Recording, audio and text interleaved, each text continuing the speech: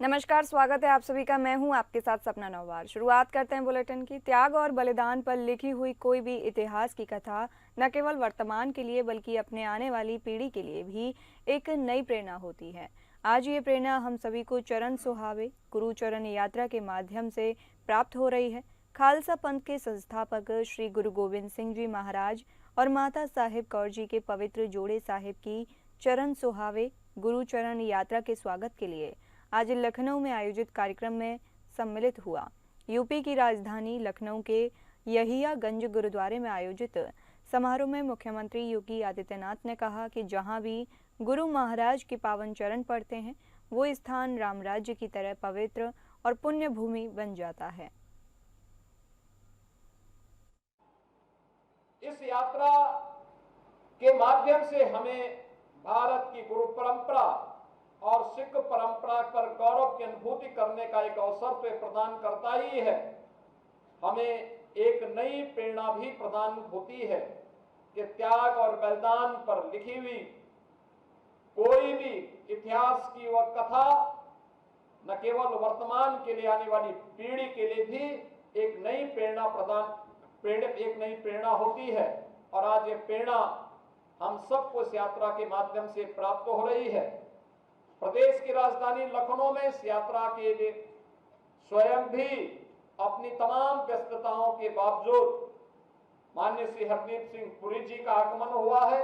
मैं इस अवसर पर एक बार फिर से उनका इस यात्रा में प्रत्यक्ष जुड़ाव, अपनी पारिवारिक विरासत को राष्ट्र के प्रति समर्पण का भाव, यह अभिनंदनीय है। मैं इस पूरी यात्रा के साथ यहियागंज का हमारा गुरुद्वारा इसलिए भी महत्वपूर्ण है क्योंकि गुरु तेग बहादुर जी महाराज और गुरु गोविंद सिंह जी महाराज की स्मृतियां इस गुरुद्वारे से जुड़ी हुई हैं। बिहार में चुनावी माहौल गर्म है और इंडिया गठबंधन में शामिल समाजवादी पार्टी ने अपने स्टार प्रचारकों की लिस्ट जारी की है। इसमें जमानिया के विधायक और पूर्व मंत्री ओम प्रकाश सिंह भी शामिल हैं। छठ पूजा को लेकर वो अपने गांव और विधानसभा में तालाब, पोखरों और गंगा घाटों पर खासा सक्रिय रहे। उनसे हुई बातचीत में कई मुद्दों पर बेबाक राय सामने आई। बिहार विधानसभा चुनावों में खेसारी लाल यादव छपरा से राजद के उम्मीदवार हैं। उन्हें नचनिया कहे जाने पर ओम प्रकाश सिंह ने तीखा जवाब दिया। वह बोले, अगर खेसारी नचनिया है तो हेमा मालिनी कौन सी सीता मैया है। अगर वह कहें कि वो भी उसी लेवल की है तो ये बात आरोप लगाने वालों को कैसी लगेगी। खेसारी एक गरीब का बेटा है। भोजपुरी में बोलने वाला उन्हें नचनिया दिखता है और अंग्रेजी में बोलने वाला उन्हें कलाकार समझ आता है। इसने मुंबई जाकर बिहार का नाम रोशन किया। मेरी सरकार बनी तो मैं अखिलेश जी से इस राष्ट्रीय पर्व को हर तालाब को पक्का घाट बनवाने का काम करूंगा और ये बताने का काम करूंगा कि ये छठ, ये समाजवादी लोग यही राम का मेला लगवाते थे। यहीं पर राम के इतिहास और राम के चरित्र की व्याख्या होती थी। कृष्ण का हुनर और शिव का मस्तिष्क समाजवादियों ने देने का काम किया है। कहेंगे बिहार में किसकी सरकार बन रही है? सरकार तो मेरी गठबंधन की, इंडिया गठबंधन की बन रही है। यहाँ तो वोट काटने से लगाए, ये तो मामा मारिद के वंशज हैं भाई। ये भेष बदल बदल के ये जनता को ठगने और गुमराह करने का काम करते हैं। ये अच्छा दिन आया। ऑल इंडिया मुस्लिम जमात के राष्ट्रीय अध्यक्ष मौलाना शहाबुद्दीन रजवी बरेलवी ने तेजस्वी यादव के बयान पर तीखी प्रतिक्रिया दी। उन्होंने कहा कि जो व्यक्ति कानून को तोड़ने की बात करता है उसकी नज़र में संसद की अहमियत ना हो, सुप्रीम कोर्ट की तौहीन करता हो, वह व्यक्ति सत्ता पाने का हक नहीं रखता। तेजस्वी यादव ने बिहार चुनाव की सभा में कहा कि मेरी हुकूमत बनते ही भारत सरकार द्वारा बनाए गए वक्फ कानून को फाड़ देंगे, कानून के टुकड़े टुकड़े कर देंगे। तेजस्वी यादव के दिमाग में अहंकार भरा हुआ है। इन अहंकारी जुमलों से उनका गुरूर व घमंड जाहिर होता है। अपने भाषण में उन्होंने वक्फ कानून का समर्थन करने वालों को देख लेने की धमकी भी दी है। मौलाना ने कहा कि वक्फ संशोधन बिल पहले लोकसभा फिर राज्यसभा में पास हुआ। इसके बाद इस कानून पर 2-3 चीजों पर संशोधन करके सुप्रीम कोर्ट ने भी मोहर लगाई है। गोया की तस्वीर यादव अपने बयान के जरिए इन सर्वोच्च संस्थाओं की तौहीन कर रहे हैं।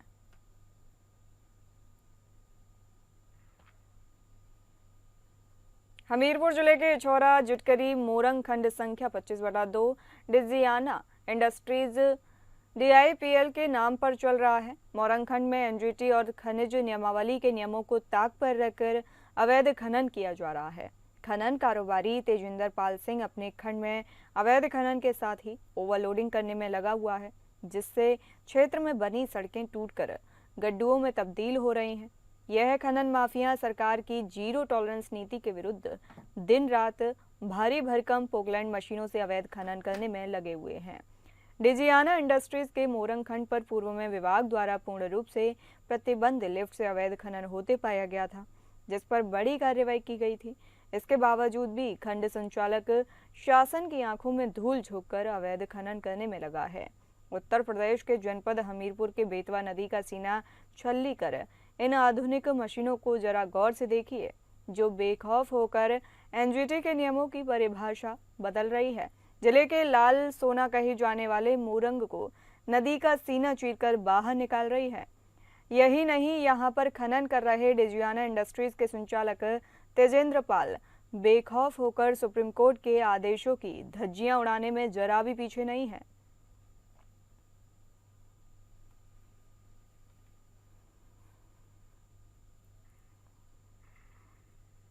देवरिया जिले के भटनी थाना क्षेत्र के कस्बा चौकी प्रभारी का ड्यूटी के दौरान कुर्सी पर सोते हुए वीडियो सोशल मीडिया पर वायरल हो रहा है। इसके बाद जिले में पुलिस प्रशासन का छठ पूजा को लेकर सुरक्षा व्यवस्था की तैयारियों की पोल खोलकर रख दी है। वहीं आपको बताते चलें कि भटनी थाना क्षेत्र के कस्बा चौकी प्रभारी मनोज कुमार उपाध्याय की है, जो ड्यूटी के दौरान कुर्सी पर सोते हुए दिखाई दे रहे हैं। वहीं दावा किया जा रहा है कि फरियादी अपनी समस्या लेकर चौकी पहुंचे, लेकिन अधिकारी के सोने के कारण उन्हें बिना सुनवाई के लौटना पड़ा। जनता सुरक्षा और न्याय की उम्मीद लेकर पुलिस चौकी पहुंचती है, लेकिन ऐसी तस्वीर पुलिस व्यवस्था और उनकी कार्यशैली पर सवाल खड़ा कर रही है। लोगों ने इसे सोशल मीडिया पर शेयर कर नाराजगी जताई।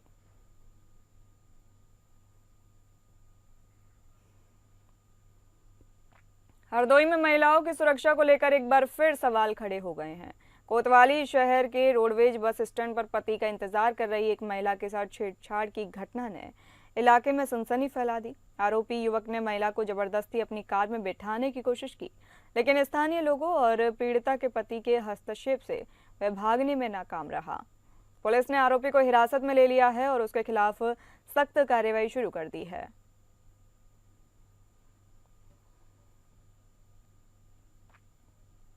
बदायूं के थाना फैजगंज बेहटा पुलिस द्वारा पुलिस मुठभेड़ में अंतर जनपदीय चोर गिरोह के 9 शातिर अपराधियों को गिरफ्तार किया गया। गिरफ्तार अभियुक्तों के कब्जे से चोरी किए हुए 700 ग्राम सोने के आभूषण, 200 ग्राम चांदी के आभूषण बरामद किए गए हैं।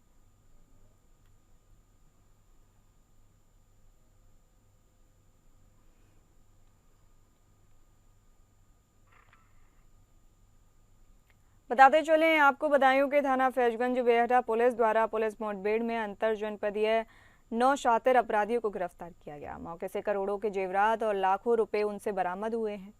पर्दाफाश किया है। गिरफ्तार अभियुक्तों के कब्जे से चोरी किए हुए 700 ग्राम सोने के आभूषण, 2 किलो 200 ग्राम चांदी के आभूषण भी इस गिरोह से बरामद किए गए हैं। बदायूं के थाना फैजगंज बेहटा पुलिस द्वारा पुलिस मुठभेड़ में अंतर जनपदीय चोर गिरोह के 9 शातिर अपराधियों को पुलिस ने गिरफ्तार किया।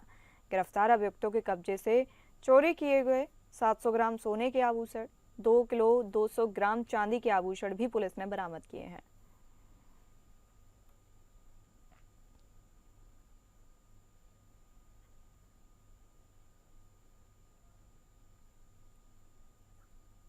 बदायूं पुलिस को सफलता मिली है। अंतर जनपदीय चोर गिरोह का पर्दाफाश किया है। पुलिस ने 9 शातिर अपराधियों को गिरफ्तार किया है। मौके से करोड़ों के जेवरात और लाखों रुपए भी बरामद किए हैं। फैजगंज बेहटा पुलिस द्वारा पुलिस मुठभेड़ में अंतर जनपदीय चोर गिरोह के 9 शातिर अपराधियों को पुलिस ने गिरफ्तार किया। गिरफ्तार अभियुक्तों के कब्जे से चोरी किए हुए 700 ग्राम सोने के आभूषण, 2 किलो 200 ग्राम चांदी के आभूषण भी बरामद किए। खबर आगरा के थाना कमलानगर क्षेत्र से है, जहां एक बेटे ने अपने पिता की हत्या कर शव यमुना में फेंक दिया। पुलिस ने पिता की हत्या कर शव गायब करने के मामले का खुलासा करते हुए मृतक के बेटे को गिरफ्तार किया है। पुलिस ने आरोपी के कब्जे से घटना में प्रयुक्त एक एक्टिवा स्कूटी बरामद की है। डीसीपी सिटी सैयद अली अब्बास ने बताया कि मृतक के भाई ने थाना कमलानगर पर सूचना दी थी कि उसके भाई भरत सिंह की हत्या कर दी गई है। भाई ने शक अपने भतीजे मनीष पर जताया था क्योंकि लंबे समय से दोनों बाप बेटे में विवाद चल रहा था। इस संबंध में थाना कमलानगर पुलिस ने मामले की जांच कर खुलासा किया। टीम ने मुखबिर से मिली सूचना पर कार्रवाई की और कार्रवाई करते हुए वाटर वर्क्स चौराहा पुल के पास से आरोपी मनीष कुमार को गिरफ्तार किया। पुलिस मामले की जांच में जुट गई है। और काफ़ी समय से विगत 10 वर्ष के आसपास से पिता अपने घर के बाहर रह रहे थे और पिता कुछ जादू टोना टोटके टाइप का काम करते थे जिससे और नशा करते थे जिससे उनके घर वाले उनको पसंद नहीं करते थे। अभी परसों जब वो पिता अपने घर पर आए तो वहाँ पर बेटे से उनको विवाद हो गया। वाद इतना बढ़ गया कि बेटे ने गुस्सा कर पिता को मार दिया और उनकी बॉडी को एक थैले में भरते हुए नदी के अंदर फेंक दिया। तत्काल पुलिस ने उसको गिरफ्तार किया। गिरफ्तार करके उसे जेल में भेजा। खबर अमरोहा से है, जहां कक्षा 9वीं के छात्र ने फांसी लगाकर आत्महत्या कर ली। छात्र का नाम तनिष्क बताया जा रहा है। छात्र अपनी फैमिली के साथ किराए के मकान में रहता था। जिस समय तनिष्क ने फांसी लगाई थी उस वक्त घर में कोई मौजूद नहीं था। माता पिता घर लौटे तो कमरे का दरवाजा अंदर से बंद था। दरवाजा तोड़ा गया तो तनिष्क का शव फांसी पर फंदे पर झूलता हुआ मिला। परिजनों ने हत्या का आरोप लगाते हुए शव को रोड पर रखकर कार्रवाई की मांग की। पुलिस ने मौके पर पहुंचकर मामले को शांत कराया और उचित कार्रवाई का आश्वासन दिया। पुलिस परिजनों ने 2 युवकों पर छात्र को आत्महत्या करने के लिए उकसाने के आरोप में तहरीर दी। पुलिस ने घटना की छानबीन शुरू कर दी है।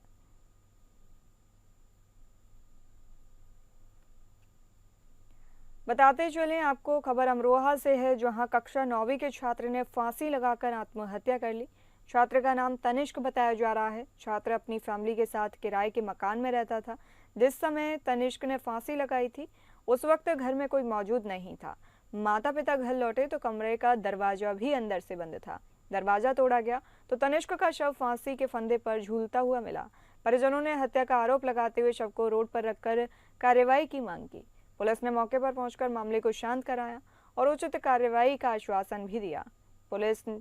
परिजनों ने 2 युवकों पर छात्र को आत्महत्या के लिए उकसाने का आरोप भी लगाया और आरोप में तहरीर दी। पुलिस ने घटना की छानबीन शुरू कर दी है।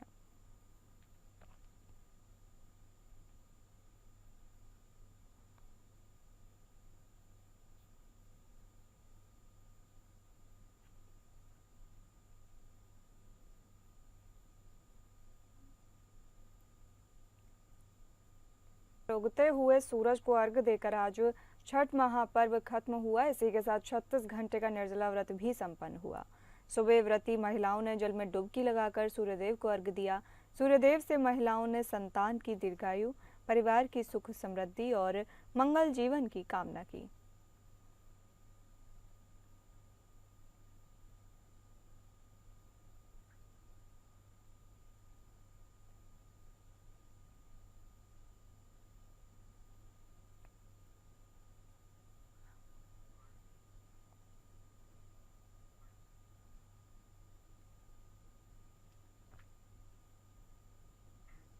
यूपी की राजधानी में लक्ष्मण मेला मैदान के गोमती तट और अन्य जलाशयों पर उगते सूरज को अर्घ्य देकर व्रतियों ने व्रत का समापन किया। हालांकि मौसम खराब होने के कारण भगवान सूर्य के दर्शन नहीं हुए, फिर भी लोगों ने श्रद्धा भाव के साथ इस व्रत को संपन्न किया। बता दें आपको, यूपी की राजधानी में लक्ष्मण मेला मैदान के गोमती तट और अन्य जलाशयों पर उगते सूरज को अर्घ्य देकर व्रतियों ने अपने इस व्रत का समापन किया। हालांकि मौसम खराब होने के कारण भगवान सूर्य के दर्शन नहीं हुए।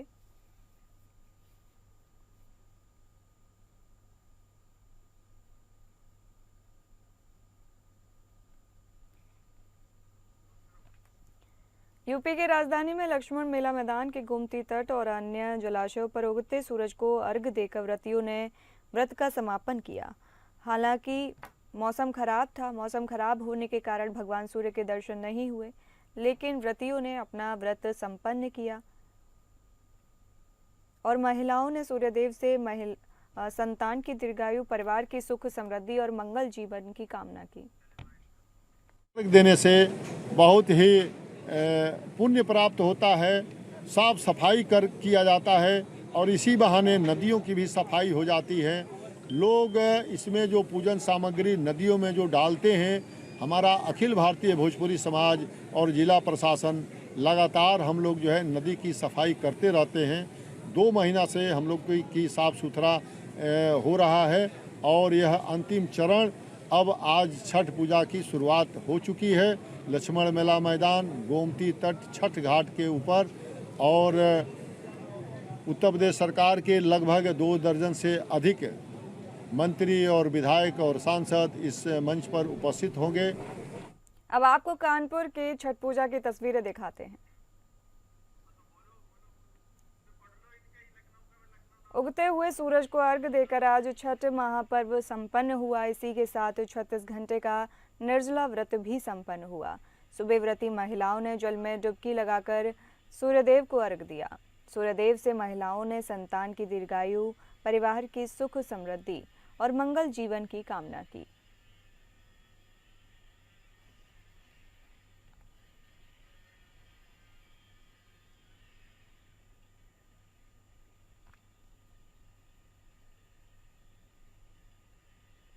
फिलहाल इस बुलेटिन में इतना ही। नमस्कार।